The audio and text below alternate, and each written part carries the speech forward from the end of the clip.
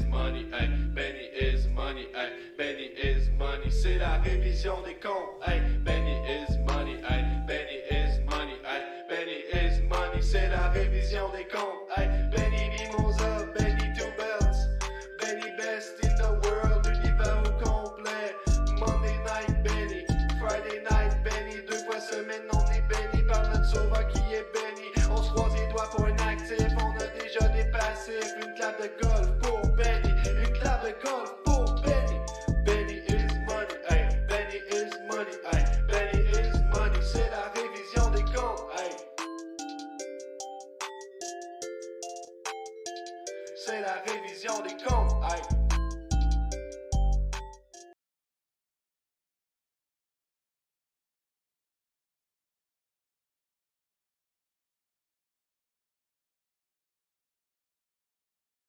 Désolé. Ah, mes excuses. Ah, je suis en retard. Je suis désolé.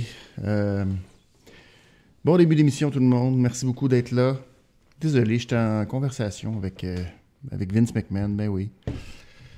Ça m'arrive tout le temps, mais là, c'est le début de la nouvelle saison Rédemption. Puis je voulais améliorer le produit.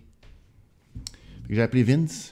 J'ai dit, Vince, il faut que je me dépêche, là, parce que je vais être en retard pour la révision des comptes. Il m'a dit, c'est pas grave, moi, je suis toujours en retard pour Raw. Je suis encore en retard aujourd'hui, puis regarde comment Raw, c'était bon.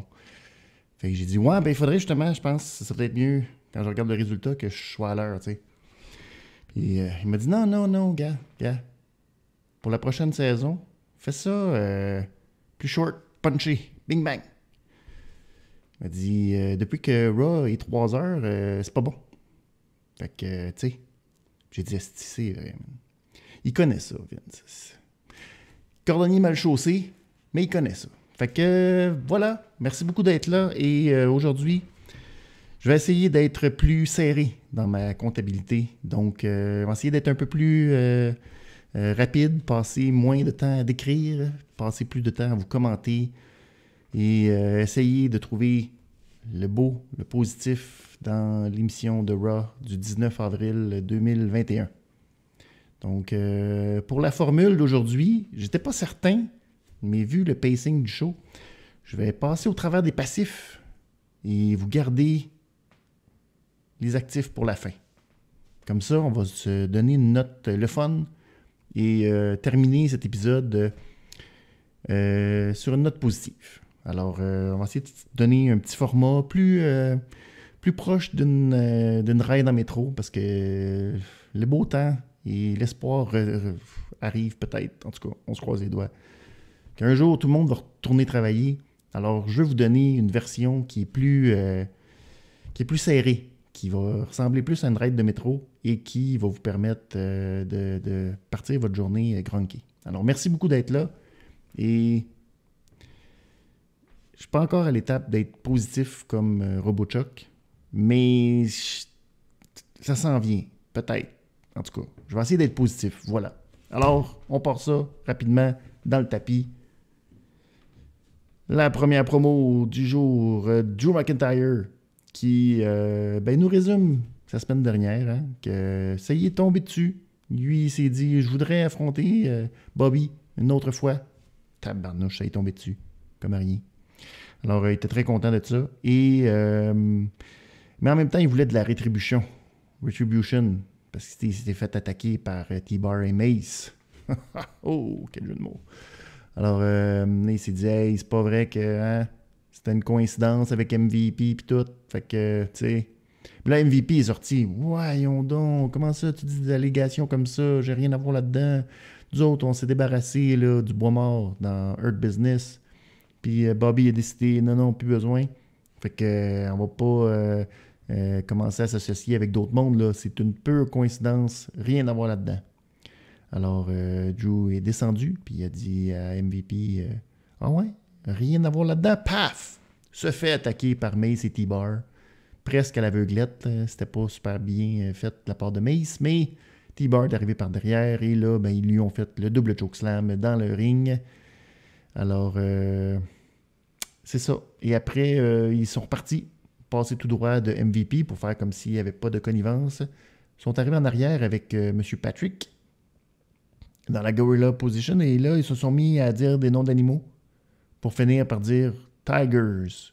Ouais, on va être des Tigers. C'est bizarre.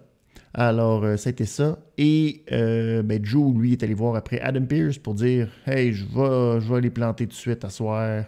Donne-moi un match 1 contre 2. » Puis là, Adam Pearce a dit « Non, tu peux pas. Tu as besoin d'avoir un partenaire. » Je lui ai dit « Non, pas besoin de partenaire. » J'ai dit « Oh, maudit, Drew.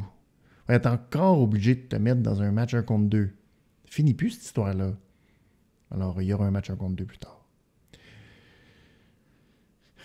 Tu sais, quand l'ancien champion, Monsieur Champion 2020, Drew McIntyre, est obligé d'affronter deux gars qu'on vient de réaliser que s'ils étaient grands pareil pour deux espèces de losers qu'on mettait dans le fin fond de la carte, à qui on a donné un booking de schnout depuis déjà plusieurs mois, ils sont quand même grands.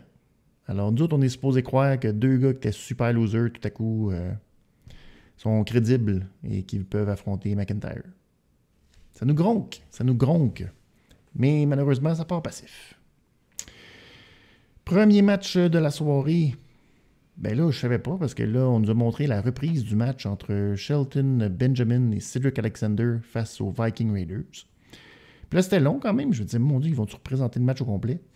Et là, ben finalement, on s'est rendu compte que c'était un autre match. C'était même pas le match de la semaine passée. Alors, le fait saignant du match, c'est que les Viking Raiders ont encore une fois gagné. Encore une fois avec le Viking Experience, mais... Et voilà notre Adnan Virk.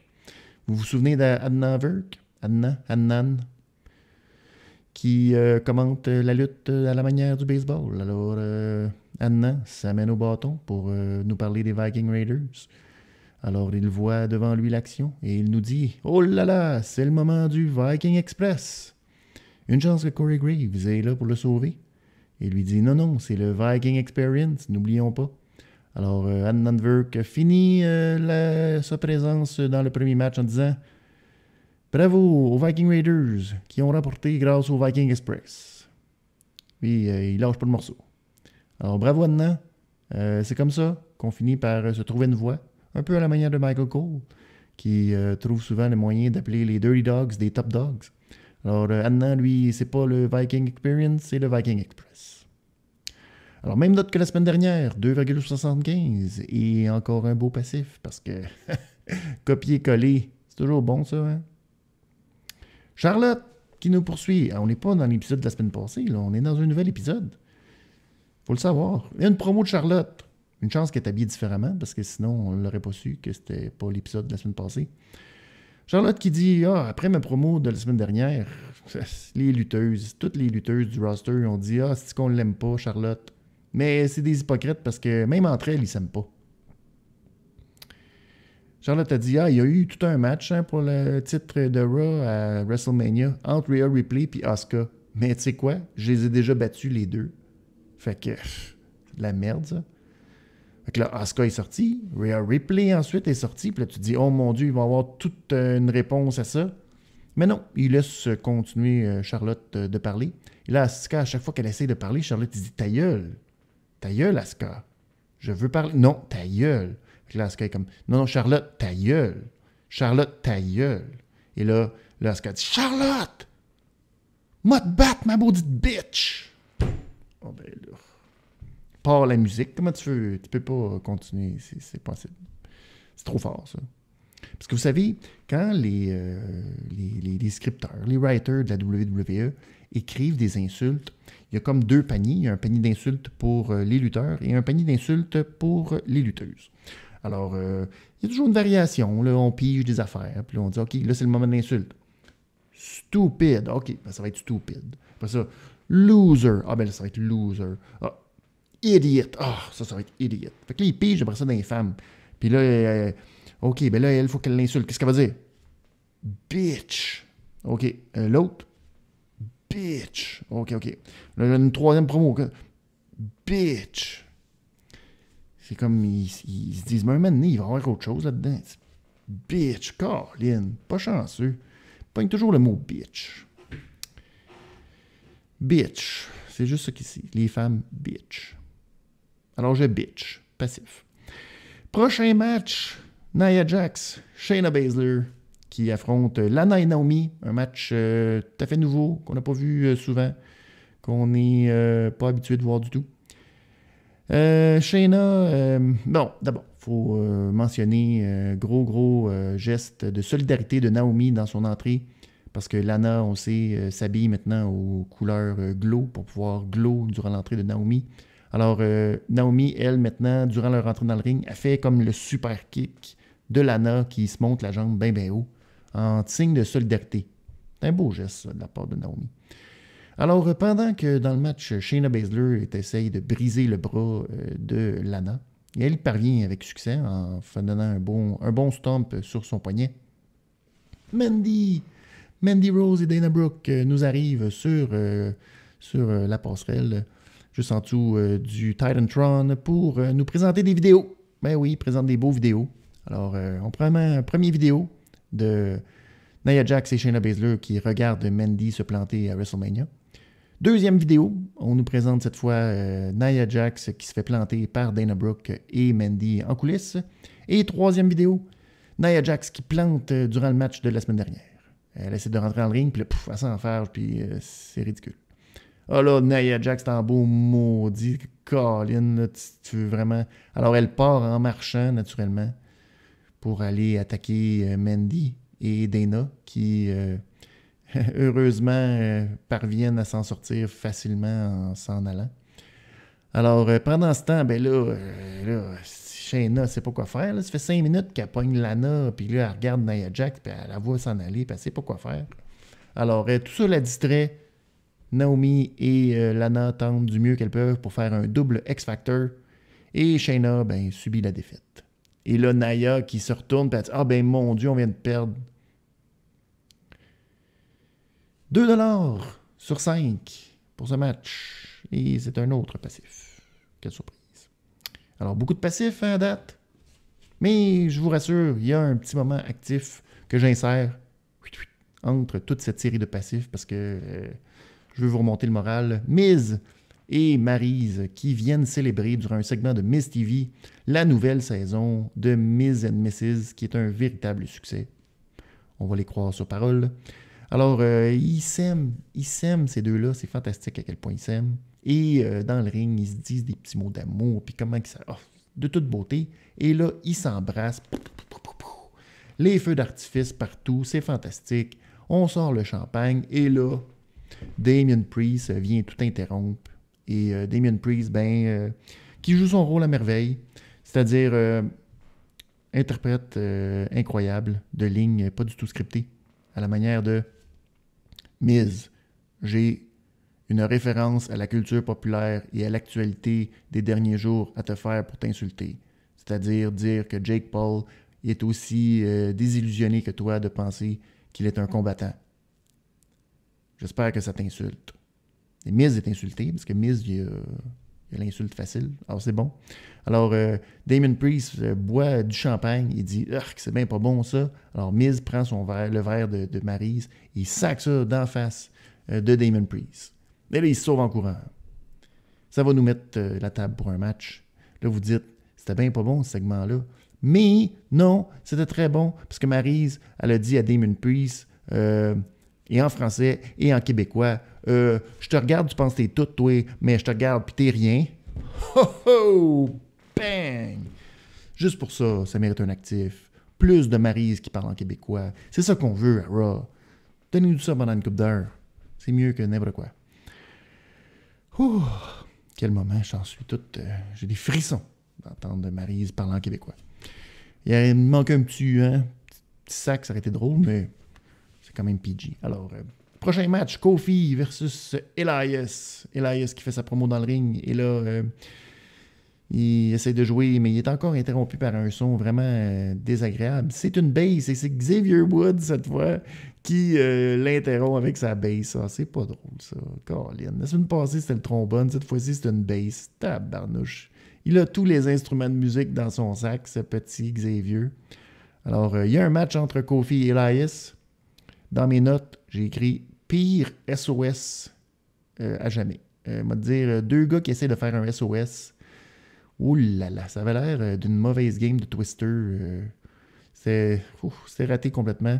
Et là, Elias est monté sur la troisième corde, fait sa descente du coude à la manière de Macho Man, comme il fait à l'habitude. Et là, 1, 2, 3. Eh oui, 3. Sur le coup, je pense que tout le monde pensait, coudon, Kofi, es-tu vraiment commotionné puis il n'a pas été capable de relever l'épaule ou c'est une défaite légitime qu'on vient de voir? Mais oui, Elias a gagné un match. Aucun souvenir de la dernière fois qu'Elias avait gagné un match, mais c'est du bon booking 50-50. Tellement content de voir ça, un match New Day versus Elias et Jackson Ryker. Jackson Ryker qui a toujours un emploi, alors que ces deux autres, Forgotten Son, eux autres, non.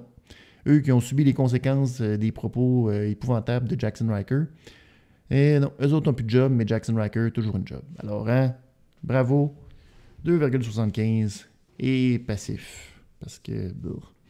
Alexa, qui nous fait maintenant une petite promo dans son playground. Et Alexa avait préparé toute une série de photos pour nous expliquer que Lily, sa petite poupée, c'est depuis qu'elle est petite qu'elle la connaît. C'est pas nouveau, ça, Lily, là.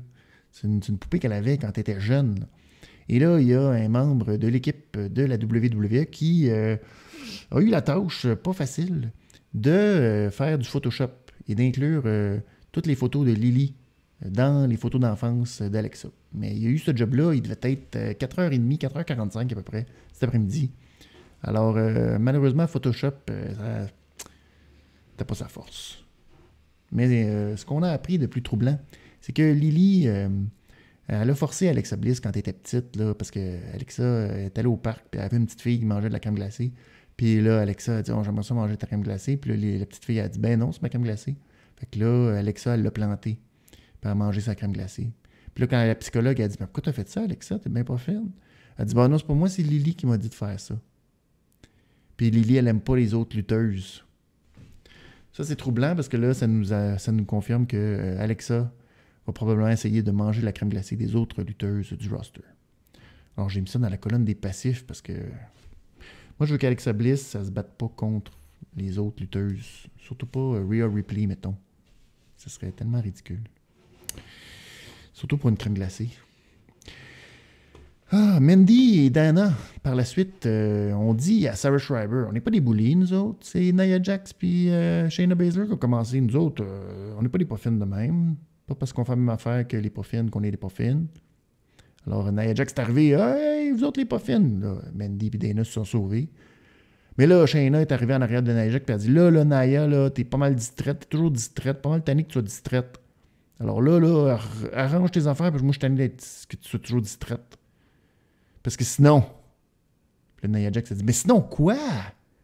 Puis là, Angel Garza est arrivé et il a dit, Réginal, qu'est-ce que tu y trouves? Puis là, Nia était comme, ben voyons donc, lâchez-moi.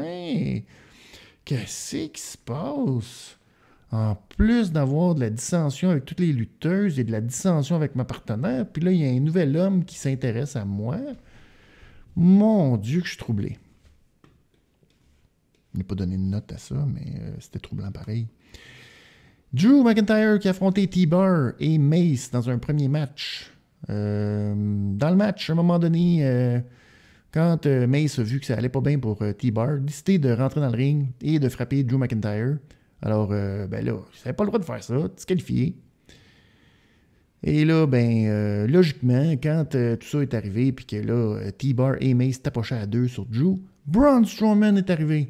Parce que Braun Strowman s'est dit, hey, deux gros bonhommes qui tapent sur un autre gros bonhomme, je ne peux pas laisser passer ça, j'étais un gros bonhomme moi-même. Et oui, Braun Strowman est allé aider le gars qui l'a battu la semaine dernière pour lui empêcher d'avoir une chance au titre. Oui, oui. Alors, tout ça est logique. Alors, je donne une belle note de 2$ pour ce match et on met ça encore dans la colonne des passifs. Et là, oh, quelle surprise, on se demande bien ce qui va arriver. On nous met une pause là. Tu te dis, mon Dieu, je suis sur le bout de mon siège, que va-t-il se passer? Eh bien oui, quelle surprise, je ne pouvais pas savoir. Drew et Braun décident de faire équipe contre T-Bar et Mace. Et là, tu te dis, mon Dieu, ça va être un massacre. Deux gars qui se battent généralement pour le titre, qui vont affronter deux gars qui se battent pour essayer de survivre, puis qui sont vraiment pas bons. Mais non, T-Bar et Mace vont avoir le dessus sur Braun. Tout ça pour donner le hot tag à Drew. Et là, Drew va avoir le hot tag. Et pendant son hot tag, il voit bien que Mace, c'est un personnage ridicule. Alors, il pogne son masque et il y arrache dans la face. Drew McIntyre, le sauveur de Retribution. Et là, ben oui, on se rend compte que c'est Dio Madden. Fait que là, Drew est comme, ben non, c'est pas Dio Madden. Le gars qui s'est fait planter par Brock Lesnar, ben j'en reviens pas. Fait que là, il est là avec le masque, puis il est là, ben non, j'en reviens pas. Commence à lui donner des coups de masque. L'arbitre, il est un peu confus, il dit, là, c'est-tu gentil, c'est pas gentil? Je suis pas sûr que c'est gentil comme approche là, de Drew, donner des coups de masque. Disqualifié. Je suis tanné de ce match-là. Alors, disqualifié. Et là, ben, Braun Strowman, il fait, ben voyons. Donc, il arrache aussi le masque à Dijakovic. C'est ça son nom, Dijakovic. Ou à T-Bar, en tout cas. On ne sait pas si ont changé de nom. Mais là, on se rend compte que c'est Dijakovic. Et là, moi, j'aurais aimé ça voir la face de Keith Lee qui fait, ben voyons donc. C'est Dijakovic. On aurait pu se manger ensemble pendant tout ce temps-là. Puis, oh, Colin. Ça savais pas, tu sais. Alors, 2 disqualifications back-to-back de matchs dont on fait ouf, pourquoi que c'est ça dans la 3e heure de Raw? Aïe, aïe, aïe. 2$ sur 5 et un autre passif. Mais on poursuit avec Miz et Damien Priest qui finalement ont leur match. Tout un match parce que là, vous vous souvenez, la semaine dernière, Miz avait eu l'aide de Maryse qui avait tenu ses culottes pour faire le pin. Alors, ça l'avait beaucoup aidé. Mais là, cette semaine, Miz a décidé de se battre. Pas de culotte. Hein? Alors, il y avait son kit bobette habituel, bobette de lutteur. Alors, quand il est venu le temps de faire le pin, ben là, Maryse a essayé de tirer, mais c'était pas capable. Là, elle avait pas de culotte. Alors, Priest s'en est sorti. Il lui a fait son hit de light pour la victoire. Ben oui, maudit niaiseux à Miz qui se bat pas en tenue de ville. Il se bat en tenue de lutteur. C'est quoi sa fiche dans la dernière année en tenue de lutteur? C'est pourri. Hein? Alors, j'espère que Maryse va corriger ça dans les prochaines semaines, de le faire battre en culotte. 3$ sur 5. Un match à oublier dans la colonne des passifs.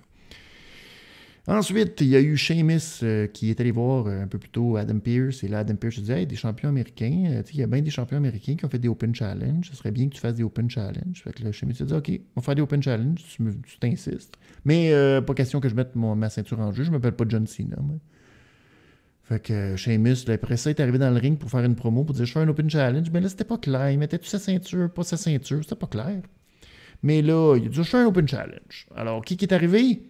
Un aspirant tout à fait valable en Humberto Carrillo. Ben oui, Humberto Carrillo. Alors, il est rentré dans le ring. Il nous a fait un petit salut à la foule, mais il n'y avait toujours pas d'arbitre. Alors, Sheamus, il a fait pourquoi j'attendrai l'arbitre? Pow! Sac une volée à Humberto. Il l'a envoyé en bas du ring. Pif paf, dans le poteau, dans les barricades. Bing bang. Ça y allait par là. Alors, pauvre Humberto. Ça a été une catastrophe. Veux-tu voir ça, Sheamus, qui plante Humberto?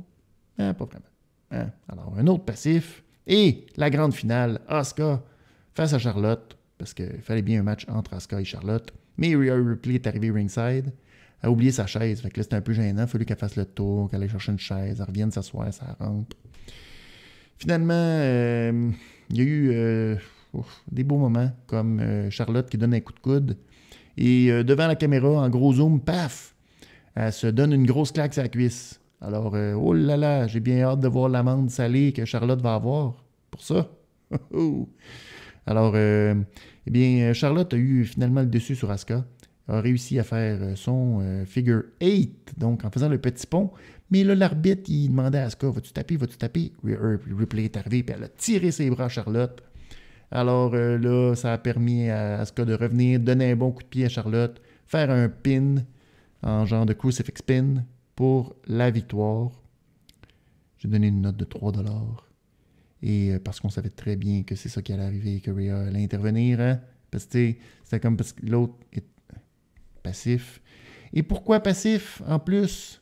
Parce que Charlotte, après le match, elle a décidé qu'elle était en maudit contre l'arbitre. Maudit arbitre de pas bon arbitre. Fait que là, elle a décidé de planter l'arbitre.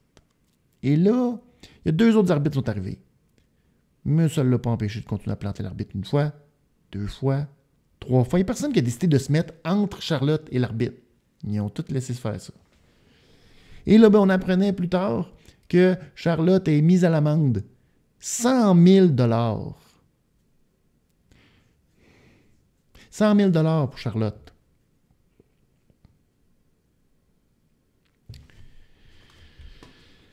Si bol qu'on est niaiseux. On est-tu niaiseux, hein?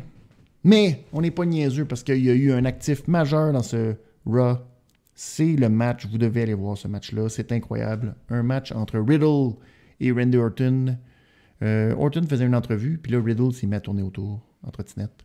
Alors, mais Orton, lui, c'est comme, c'est qui ce fatigant-là?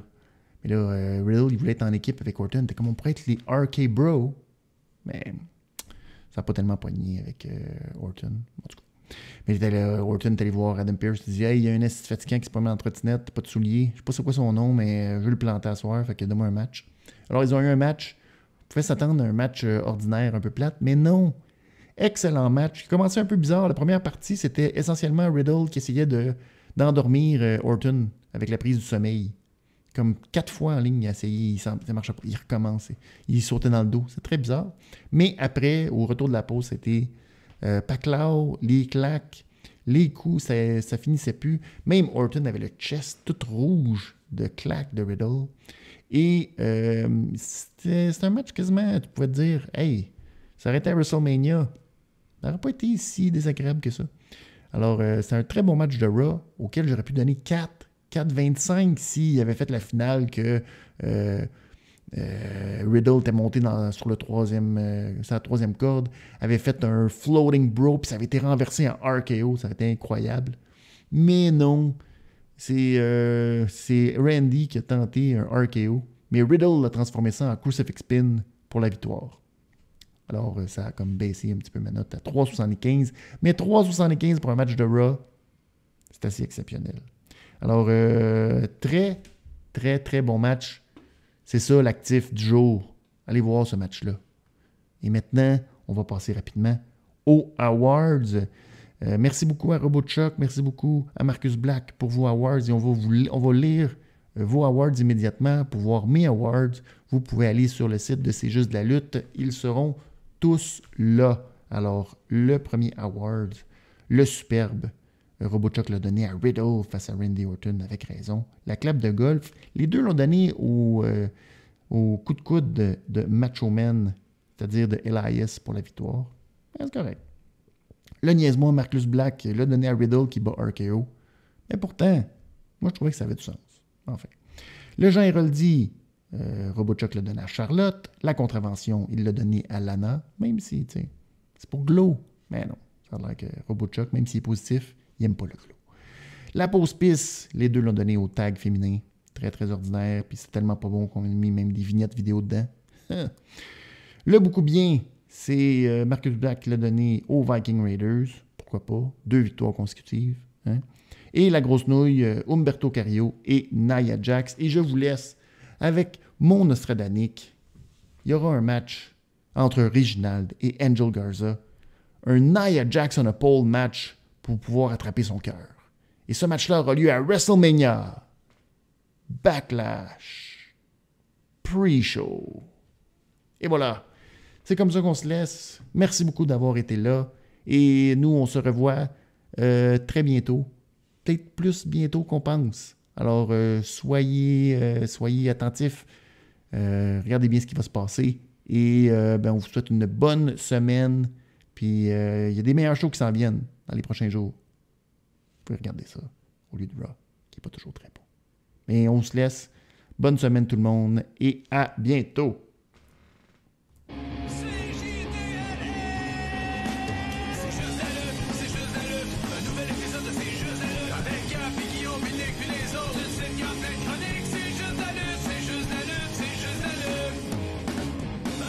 Genius!